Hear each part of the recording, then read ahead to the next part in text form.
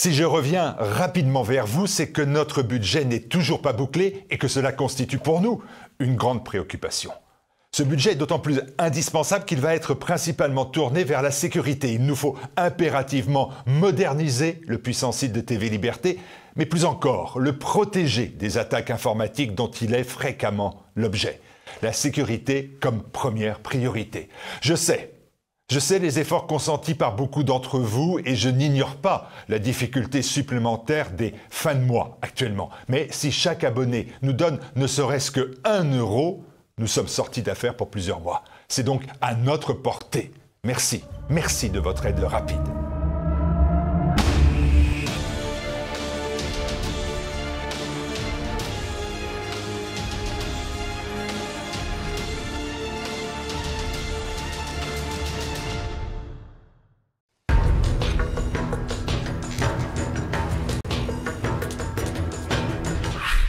Bonjour à tous. Pour le Zoom du jour, j'ai le plaisir d'avoir avec moi Hélène Milsan. Bonjour madame. Bonjour. Alors Hélène Milsan, vous êtes l'une des co-auteurs du livre que vous venez nous présenter aujourd'hui, Devenir femme, #être soi, le livre à offrir à toutes les jeunes filles par l'équipe du parcours Graines de Femmes. Hélène Milsan, vous êtes créatrice des ateliers Mille Sens, en référence à votre nom de famille, bien entendu.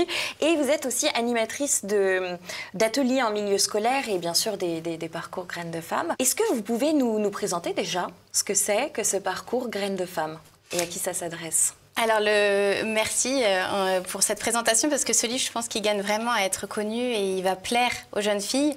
Donc, il s'adapte en fait sur le parcours Graines de Femmes qui est présenté aux jeunes filles entre, on dit, à partir de 14 ans.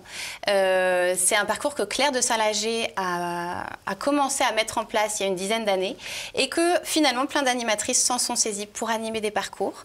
Ce qui est super, c'est que en fait, c'est un parcours qui s'adapte vraiment à elles, où on va essayer de mêler le corporel, la créativité, essayer vraiment de remettre toute la place au sens et au qu'est-ce que c'est d'être femme et est-ce que moi, je pourrais enfin être fière de moi en étant femme. Et donc, chacune des animatrices, on a un peu un rôle de grande sœur, parce que l'idée, c'est qu'on ne soit pas si éloignées en âge, mais quand même qu'on puisse transmettre, nous, les outils, les rituels, chacune un petit peu à sa manière, tout un processus, une progression de qui je suis, quels sont mes rêves, comment je vois la beauté de mon corps et comment je suis en relation avec les autres. Et on a essayé de tout mettre dans ce livre, c'était un peu compliqué. Et ça tient pas si mal d'ailleurs, ouais. Effectivement, avec plein d'exercices pratiques, de réflexion personnelle, de petits exercices aussi corporels, de réflexion beaucoup. Enfin, ça donne des vraies clés. Pourtant, on se demande aujourd'hui, en 2022, est-ce que c'est réellement un enjeu de se demander qu'est-ce que c'est qu'une femme ? Je pense que oui, parce que souvent, la réponse est un combat. Et en fait, je pense qu'être une femme, ça peut être hyper riche, ça peut être enthousiasmant. Et on pourrait se dire, je suis fière d'être femme. Et aujourd'hui, en fait, on ne peut que constater que quand on va dans les collèges, lycées, et il y a la honte qui ressort en premier. Il y a, en fait, je ne sais pas si j'aurais pas préféré être un homme. Donc, je pense que c'est vraiment réinterroger le fait de ce que c'est être femme, comment j'essaye de le devenir, mais sans a priori, en déconstruisant d'abord toutes mes croyances, toutes mes peurs. Et je pense que ça vient au fur et à mesure. Bien sûr, c'est pas magique, mais là-dedans, on a essayé d'y semer des clés. Vous conseillez ce livre à partir de 15 ans, voire même 14 ans, enfin ça dépend de la maturité, je dirais, de la jeune fille qu'on a en face de nous. Et vous dites que c'est un livre qui est porteur d'espoir à la fois, un livre ressource, un livre qui pose des interrogations et un livre de combat aussi. Vous veniez d'utiliser le mot précédemment. Pourquoi ce choix de cette période d'adolescence finalement pour ancrer ces clés du féminin ? Je pense qu'on manque de rituels et qu'on peine à voir les seuils qu'il y a. L'adolescence, c'est vraiment ce moment où la petite fille est en passe de devenir femme. Et en fait, ça ne se fait pas en un claquement de doigts et on a besoin d'être accompagné. Avant, on prenait le temps. On avait une transmission des femmes entre elles. On parle un peu des tentes rouges, mais il y a des cultures qui ont gardé ces espaces où vraiment chaque femme va introniser une autre et puis lui transmettre ses outils comme un relais. Et là, c'est un petit peu l'idée, c'est de dire c'est pas rien ce que tu es en train de vivre et on va t'accompagner. T'es pas seule parce que, je le dis souvent, vous vous rendez compte les filles, quand on a nos règles, on est reliées à toutes les femmes du monde. qui les ont eus. Et je vois qu'il se passe quelque chose dans leur regard. C'est remettre le être femme. C'est aussi quelque chose d'unique que seules les femmes peuvent aussi vivre dans leur corps et aussi pas que en dehors. C'est tout un cheminement. Des temps de passage et de transmission qui sont finalement essentiels et c'est vrai, un peu oublié aujourd'hui dans nos cultures.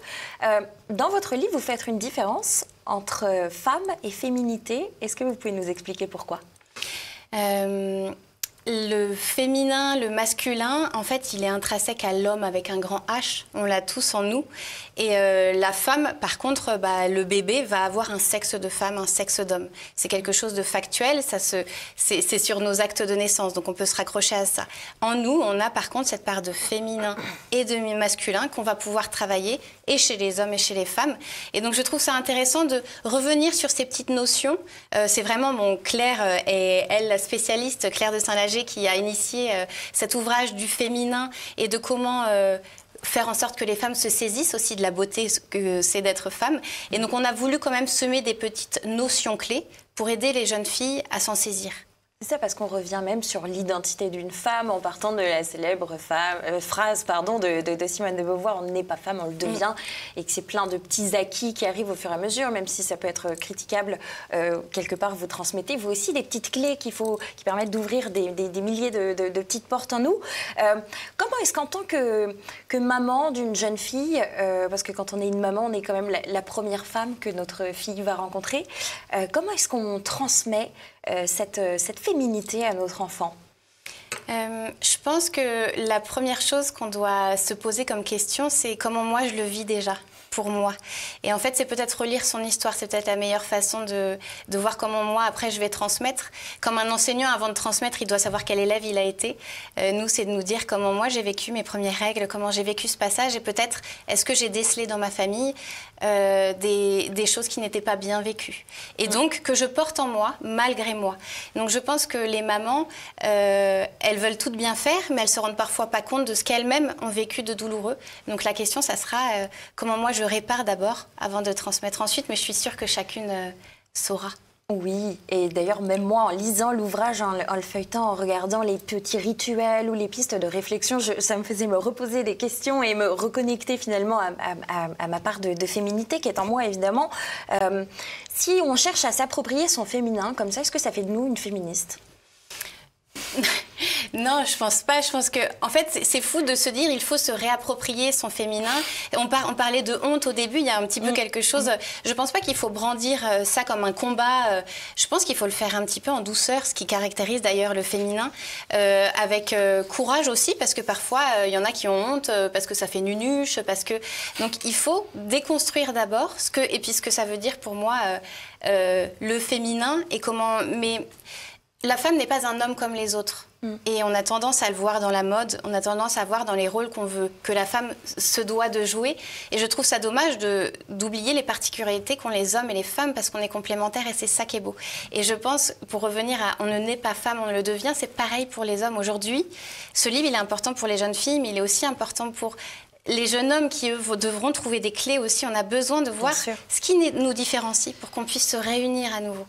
Et donc, il faut que ces jeunes filles-là, elles aient envie d'aller chercher ce qui les rend uniques, ce qui les rend différentes de l'homme, mais aussi ce qui va pouvoir les rejoindre. Qu'est-ce que vous pensez justement de cette façon d'être un peu va-t-en-guerre vis-à-vis des hommes qu'ont parfois les féministes ? Je pense qu'il y a une parole qui devait être libérée. Je pense qu'il y a beaucoup de violence. Il y a eu le matriarcat, le patriarcat, et entre tous, voilà, il y a des choses qui devaient être dites.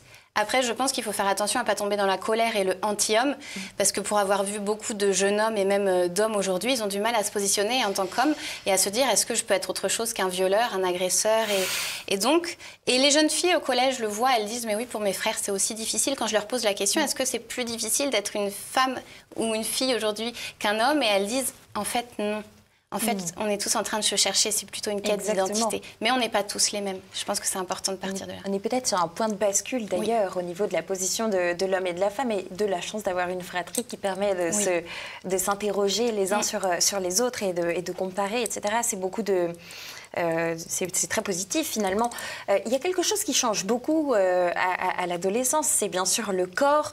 Comment est-ce qu'en tant que ex-jeune fille et future jeune femme, on va s'approprier ce corps qui est en train de changer, les poils, les formes, etc. Ça va être...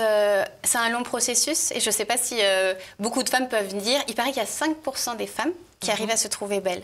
Donc, je pense que c'est vraiment la période pour laquelle c'est difficile. Elles aiment bien l'entendre parce qu'elles disent, bon, ça va, en fait, je suis pas... Oh, ça va, mais, mais au début, il y a un peu de la peur parce que elles qui se connaissaient, ça leur échappe. Le corps change et bon, j'en ai déjà eu qui m'ont dit, madame, moi, je prends mon bain, ma douche en t-shirt. En t-shirt, ouais. Je ne peux pas me regarder, je me dégoûte.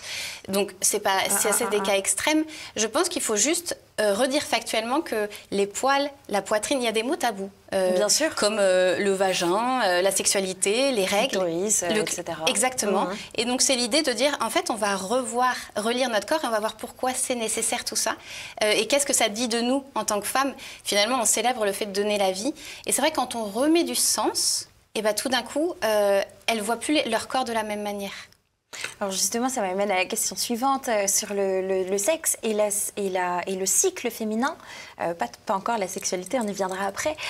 Pourquoi est-ce que c'est important d'en parler de ce cycle féminin et de ce sexe féminin qui était d'ailleurs assez mal représenté à l'époque dans les guides de SVT, Sciences de la vie et de la Terre. Ça a changé de nom depuis. Mais c'est vrai que c'est très scientifique et en fait, le sexe féminin, c'est un mystère. On aura envie d'en écrire des poèmes et je pense que l'idée, c'est de revoir notre cycle naturel. C'est-à-dire refaire ce pas que l'homme est en train de perdre vis-à-vis de la nature en disant nous avons des saisons avec lesquelles on est obligé de vivre pour pouvoir planter nos graines. Et ben c'est pareil. Et moi, en tant que femme, savoir qu'on leur passe une petite vidéo où on les voit passer de je suis fatiguée à je vais beaucoup mieux et elles voient qu'en un mois, elles tournent autour de plein d'émotions qui en fait sont totalement normales et en fait elles arrivent à comprendre que c'est juste naturel et je ne suis pas folle. Mais c'est vrai que c'est des étiquettes beaucoup. En fait, on passe beaucoup par de la déconstruction pour pouvoir se dire en fait... je ne suis pas un ovni, mon corps, il est différent de celle de mes copines, il va mûrir différemment. Mais en fait, c'est beau ce qui s'y passe. Souvent, ça varie, mais c'est normal, bordel. Ça, c'est quand on a ses règles. Justement, donc il y a les 4 saisons. Il y a bien sûr donc ce printemps, cette période de renaissance, l'été, la période de fécondité extrême, avant un automne, et puis l'hiver, la période des règles où on a besoin de se recentrer sur soi-même. Et ça correspond à des phases aussi, des moments de vie des femmes. Est-ce que vous pourriez nous faire un petit parallèle? On peut inviter bien sûr les téléspectateurs à aller se renseigner par eux-mêmes, mais je trouve que c'est important d'expliquer ça, qu'il y a certains choix qu'on peut faire à certains moments de notre cycle et que réapprendre à vivre de la sorte, ça nous permet d'être plus équilibrés. Oui, et typiquement, il y a un exemple que moi j'avais découvert en leur présentant cette vidéo. C'était, alors c'est une petite vidéo, c'est une pub qui est facilement trouvable sur Internet, mais il y en a plein en fait qui vulgarisent un petit peu ça. Et c'est, on est au printemps. Et comme là maintenant c'est l'effervescence, on a plein d'idées. On est hyper créative et j'ai une to-do de fou furieux et je suis prête à le faire. Ouais, c'est ça. Mais sauf que je vais passer en été, ça va encore, et puis après je vais arriver en automne. Et j'ai pas encore mes règles, je le sais peut-être pas que ça va arriver. Et pourtant je n'ai plus du tout l'énergie. Et là en automne, il va s'agir de plus vouloir s'accrocher à sa to-do. Peut-être de faire le ménage, de se reposer, de prévenir aussi les autres. Attention là, j'ai plus la même patience. Si j'ai des enfants, je leur explique, attendez les loulous. Ouais. Voilà. Et en fait, je pense que c'est propre à chacune. Il y en a aussi qui ont très mal pendant les règles, mais ça peut être aussi en plein milieu du cycle. Donc, on propose une roue pour essayer d'identifier, surtout qu'elles ne sont pas forcément régulières au début. C'est à chacun en fait de s'interroger quels sont mes cycles. Et mes cycles, en fait. Voilà. Et comment moi je travaille? Est-ce que j'ai besoin de plus de sommeil à des moments? Et donc je vais essayer de me les aménager. Alors dans certains pays, on va pas au travail quand on a nos règles parce que voilà, on peut dire stop aujourd'hui. S'il y a piscine. Voilà, est-ce que je vais décider de mettre un tampon ou est-ce que je vais décider juste de dire non? C'est à chacune de voir aussi comment elle le vit. Bien sûr, on commence à parler d'ailleurs du congé menstruel pour les femmes qui ont des syndromes assez sévères, notamment avec l'endométriose, ça nous parle. Je voudrais revenir donc maintenant sur la femme et sa personnalité féminine. Quels sont nos atouts, nos attributs, j'allais dire plus exactement? Dans un podcast qu'on a fait ensemble avec les filles, j'aimais bien prendre la métaphore de l'ascenseur et de l'escalier. Et je comparais les hommes et les femmes. Alors, c'est jamais caricatural comme ça, c'est juste, oui, on l'entend. Mais les femmes ont une capacité à pouvoir descendre assez rapidement, en mode ascenseur, à l'intérieur. Quelque chose qui va nous relier à nos intuitions, à nos sens, à des perceptions comme ça plus subtiles. Et peut-être que l'homme, ça va être plus long, il a les mêmes capacités, c'est juste qu'il ne va pas avoir le même chemin. Donc c'est aussi lié à notre sexe, il est à l'intérieur, il est caché, on ne le voit pas, et pourtant il est plein de mystères. L'homme, il est à l'extérieur, donc c'est voir que la femme, elle a plein de choses qui se jouent au-dedans, et qu'elle est aussi, elle reçoit beaucoup, elle donne beaucoup, alors qu'elle devrait avoir peut-être tendance à recevoir pour équilibrer les deux.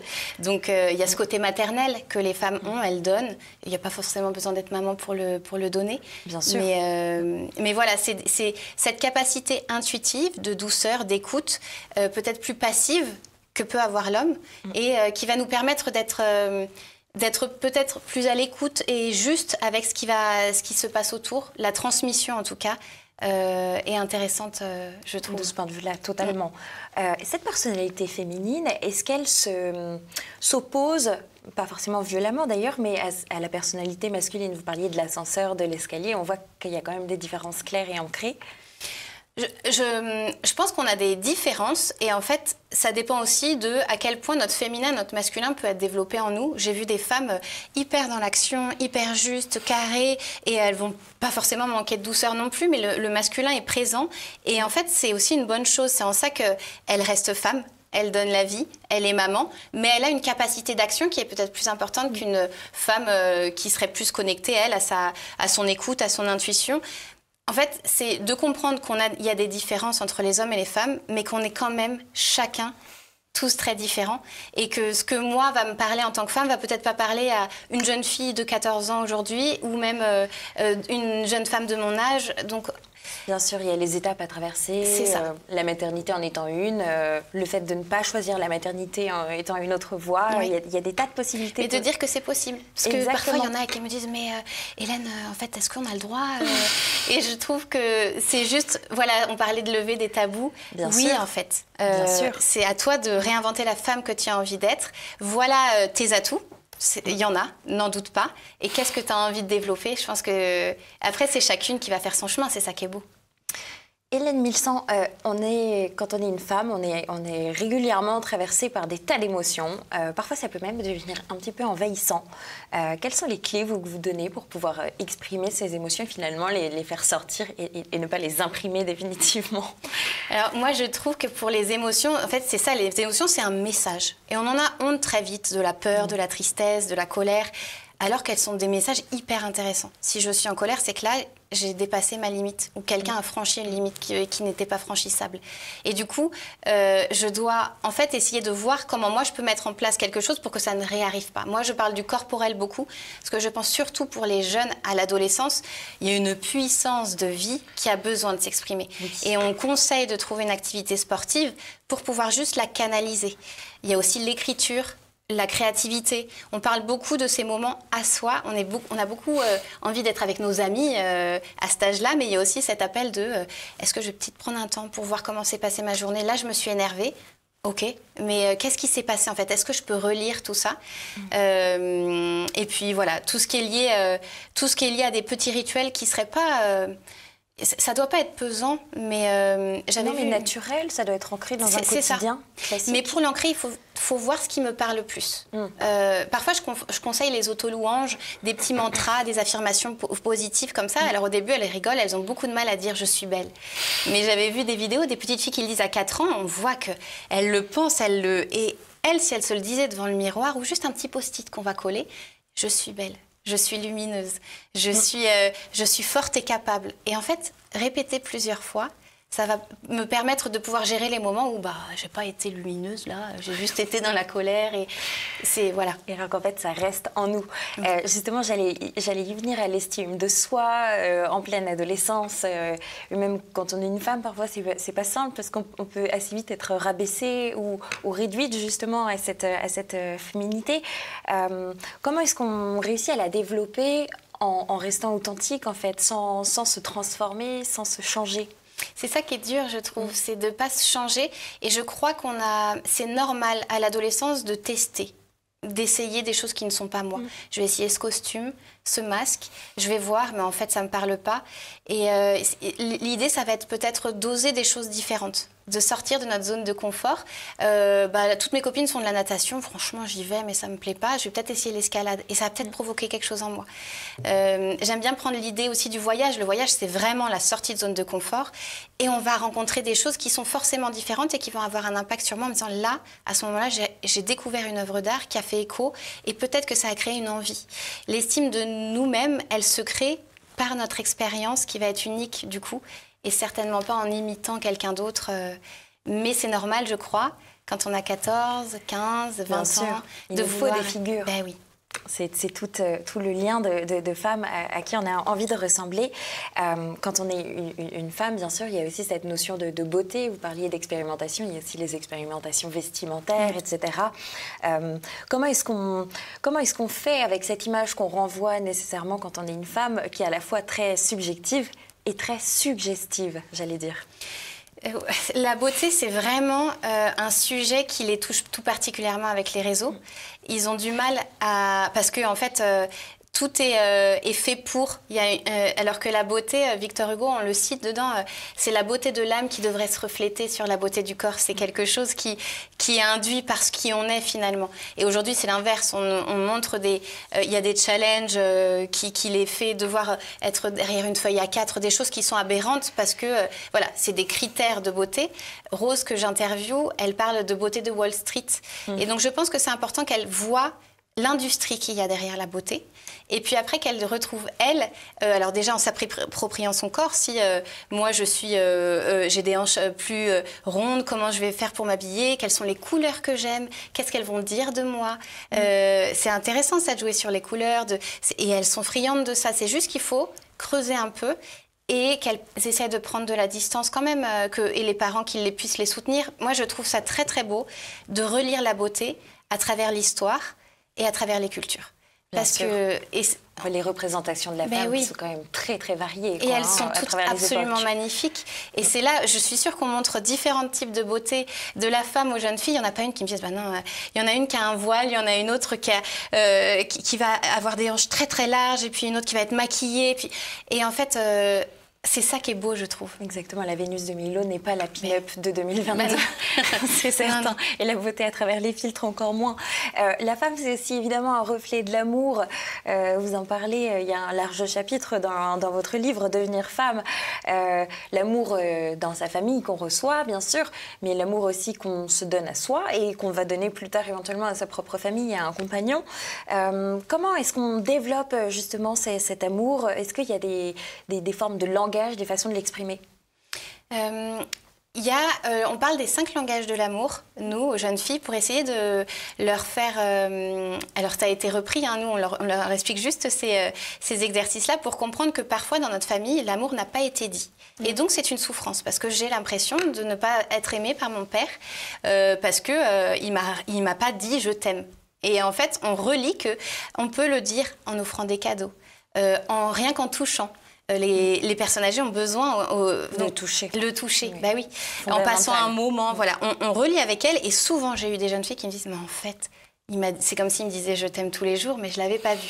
Donc je pense revoir un petit peu comment on m'a montré l'amour autour de moi, comment j'ai pu grandir avec ça et puis comment moi du coup je vais le répandre et quelle est ma façon de dire je t'aime à mes amis, à ma famille et puis après aussi comment je le cultive en moi. Souvent je les interroge et je leur demande est-ce que vous pensez que c'est possible d'aimer un autre, sans s'aimer soi? Alors, il y en a qui disent, bah oui, l'autre peut nous aider. Et je pense que c'est vrai qu'un autre peut nous aider à nous aimer, mais que la première étape serait quand même d'apprendre à s'aimer soi, à découvrir ses qualités, à en être fier, à ce qui nous rend unique aussi nos défauts, mais à dire, voilà, c'est ce qui me constitue, quoi. À propos d'amour, qu'est-ce que vous diriez à une jeune fille qui tombe amoureuse, justement, et dont on pourrait craindre qu'elle confonde éventuellement amour et romance? C'est rigolo parce que pendant un atelier Graines de Femmes, on a un exercice qui s'appelle romantique ou ridicule. Et moi, j'arrive avec regardez, ça c'est super romantique. Elle fait non, mais Hélène, pas du tout. Et en fait, parfois. Les codes, mais aussi, on a tellement décrié le romantisme dans les films que parfois, en fait, ça leur paraît impossible, ça leur paraît. Donc, en fait, je pense qu'il y a une idéalisation du couple. Mais qui n'est pas forcément mauvaise parce que c'est important de le rêver. Exactement. Mais de pouvoir aussi voir que c'est quand même accessible pour elles et que tout n'est pas toujours rose. Donc ça va être d'en parler, de voir quelles ont été nos images, comment ça a été construit, etc. Et je trouve que c'est intéressant de voir justement les codes différents qu'on a. Mais je dis souvent, attention à tout ce qui est lié à la dépendance affective quand même, parce que pour un autre, je m'oublie. Et dans ce cas-là, c'est pas de l'amour. Et ça arrive souvent. C'est autre chose, c'est ce qu'on appelle les relations toxiques, ouais. Exactement. Merci beaucoup Hélène Milsan pour cet entretien passionnant autour de votre livre « Devenir femme » que vous avez d'ailleurs sans doute déjà dû préapercevoir dans l'émission « Les femmes et les enfants d'abord ». Je rappelle le titre de l'ouvrage « Devenir femme, être soi », le livre à offrir à toutes les jeunes filles par l'équipe du parcours Graines de Femmes. Je pense que voilà, le sous-titre dit tout. Il faut vraiment l'offrir à toutes les jeunes filles de votre entourage et pour leur donner des clés pour s'élever dans leur rôle de femme. Merci beaucoup de nous avoir suivis. N'hésitez pas, si vous avez aimé cet entretien, à cliquer sur le pouce en l'air sur notre page YouTube. Et n'hésitez pas à vous abonner également à notre chaîne pour ne rien louper de nos contenus. Et quant à moi, je vous dis à très bientôt sur TV Liberté.